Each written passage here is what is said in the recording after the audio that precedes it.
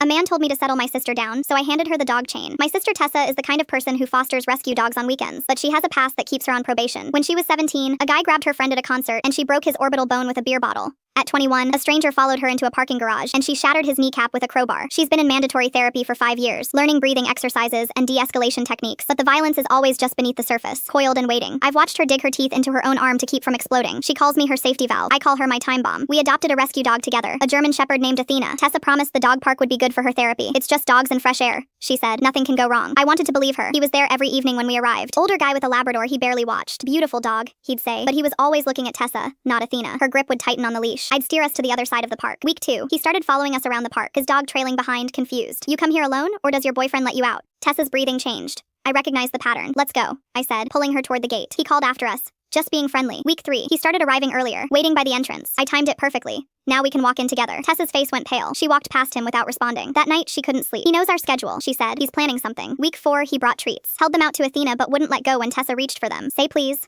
he said, smiling. Tessa jerked the treats from his hand and threw them in the trash. We reported him to the park ranger. She shrugged. He hasn't broken any rules. Maybe try a different park? We'd been coming here for 3 years. Week 5, he started commenting on Tessa's body. Those leggings don't leave much to the imagination. You should wear your hair down. Smile more, you'd be prettier. Tessa stopped talking entirely during our visits, just walked Athena in circles, eyes down, shoulders hunched. Week 6, his dog accidentally knocked Tessa down. He rushed over, hands everywhere, helping her up, grabbing her waist, her arms, her shoulders. Are you okay? Let me check. Tessa scrambled away, mud on her clothes, shaking. We left immediately. She threw up in the parking lot. Week 7, we tried going at a different time, 6 a.m. He was already there. I changed my schedule for you, he said. We're meant to run into each other. Tessa turned to leave. He blocked the gate. Stop running away from me. I'm trying to get to know you. His hand reached for her face. I saw it happen. 7 weeks of control shattering in her eyes. She looked at me, terrified, begging, her whole body rigid with suppressed violence. I'd spent 7 weeks telling her to ignore him, walk away, don't give him a reaction. But looking at his hand reaching for her face, looking at 7 weeks of fear carved into her expression, something broke in me. Stop being calm, I said. Her eyes widened. What? I unclipped Athena's heavy chain leash and put it in her hand. Tessa swung it across his face. He screamed, stumbling backward. She swung again, hitting his shoulder.